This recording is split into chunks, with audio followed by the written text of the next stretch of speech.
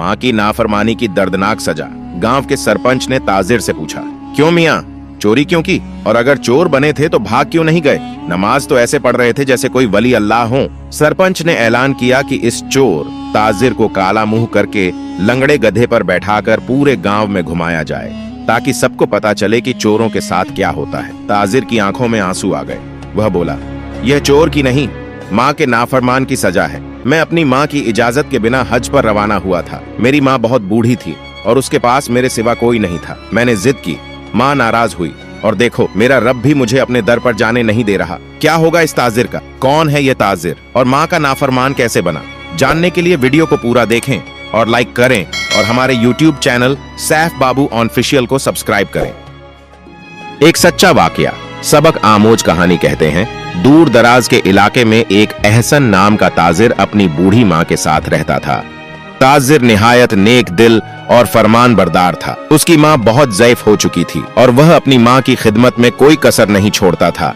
खाने पीने से लेकर कपड़े धोने तक हर काम वह खुद अंजाम देता। इसी मोहब्बत और खिदमत गुजारी की वजह से उसने अब तक शादी नहीं की थी। वह सोचता था कि अगर शादी कर ली तो मुमकिन है कि बीवी की बातों में आकर माँ से दूर हो जाए। वक्त गुजरता गया और गांव में ताजिर और उसकी माँ की बहुत इज्जत की जाती थी। सब लोग उनकी नेकी और मोहब्बत की मिसालें दिया करते।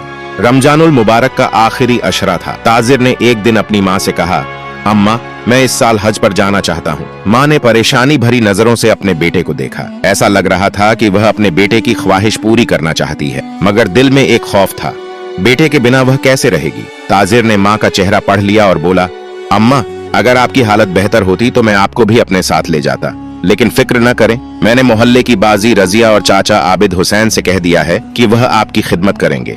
माँ ने एक लम्हे के लिए सोचा, फिर आहिस्ता से बोली, बेटा, अगर तू हज पर जाना चाहता है तो चला जा, पर मैं तुझे इजाजत नहीं दूंगी। अगर जिद है तो अल्लाह तेरा हज कबूल करे। ये सुनकर ताजिर खामोश हो गया, मगर दिल में हज का शौक अब भी जिंदा था। अगली सुबह जब माँ सो रही थी, वह उसके पांव छूकर खामोशी से घर से निकल गया। माँ जब नींद से जागी तो बेटे को आवाजें देने लगी, मगर कोई जवाब न मिला।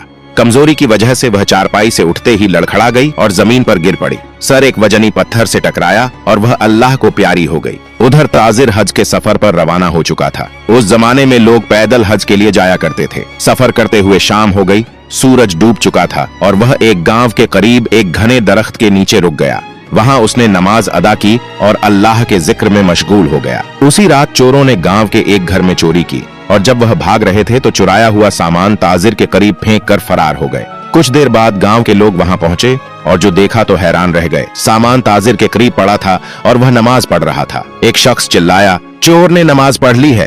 ताजिर हैरान रह गया। वह कुछ समझ नहीं पाया कि लोग उसे चोर क्यों कह रहे हैं। अचानक एक आदमी आगे बढ़ा और उसके चेहरे पर जोर से थप्पड़ मारकर बोला, नमाज भी पढ़ता है और चोरी भी करता है, कुछ तो शर्म कर। ताजिर जमीन पर गिर गया और जब होश आया तो खुद को उसी दरख्त के नीचे रस्सियों से बंधा हुआ पाया।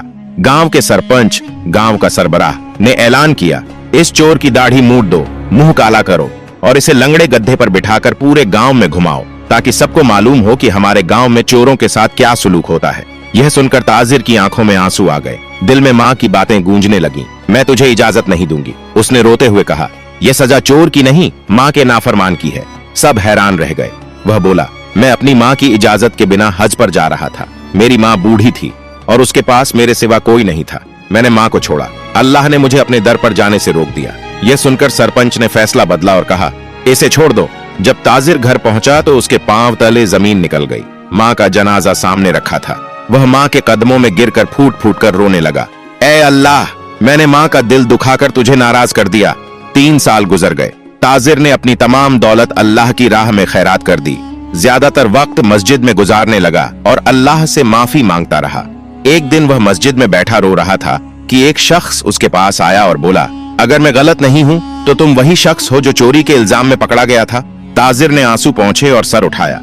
वह शख्स कहने लगा, चोरी तुमने नहीं, हमने की थी। गांव का सरपंच मेरा चाचा था। मेरे वालिद के इंतकाल के बाद उसने हमारी जायदाद पर कब्जा कर लिया। मेरी बीमार माँ और मैं बेबस थे। इसी मजबूरी में मैं और मेरे साथी चोरी करने गए ताकि माँ का इलाज करा सकें, लेकिन पकड़े जाने के डर से हमने चोरी का सामान तुम्हारे करीब फेंक दिया और भाग गए। यह सुनकर वह शख्स रोने लगा और ताजिर से माफी मांगने लगा। ताजिर ने एक लम्हे के लिए सोचा, फिर कहा, जो अल्लाह को मंजूर था वही हुआ। मैंने भी अपनी माँ को अल्लाह के सहारे छोड़ा था और मुझे मेरी सजा मिल गई। ताजिर ने उस शख्स से पूछा, तुम्हारी माँ कैसी है? वह बोला, मेरी माँ फालिज ज़्यादा हो गई है। यह सुनकर ताजिर उसके साथ उसके घर गया और दिन रात उसकी माँ की खिदमत करने लगा। कुछ ही दिनों में वह सेहतमंद हो गई, लेकिन ताजिर के दिल में हमेशा एक खलिश रही।